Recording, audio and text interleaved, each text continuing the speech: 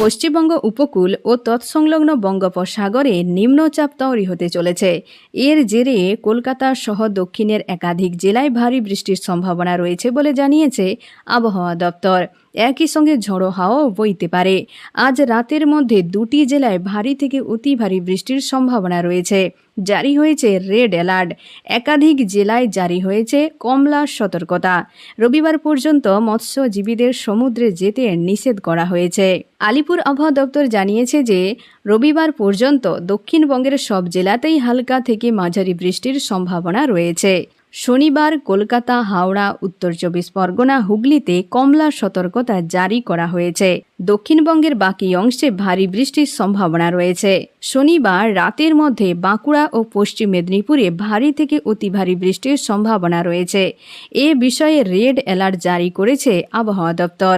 উভয় জেলার কোথাও কোথাও 7 থেকে 20 সেন্টিমিটারেরও বেশি বৃষ্টিপাত হওয়ার সম্ভাবনা রয়েছে।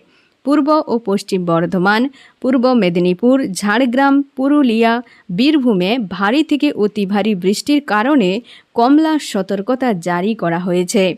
রবিবার ঝাড়গ্রাম, পুরুলিয়া, পশ্চিম বর্ধমান, বীরভূমে 7 থেকে 11 সেন্টিমিটার বৃষ্টিপাতের সম্ভাবনা রয়েছে।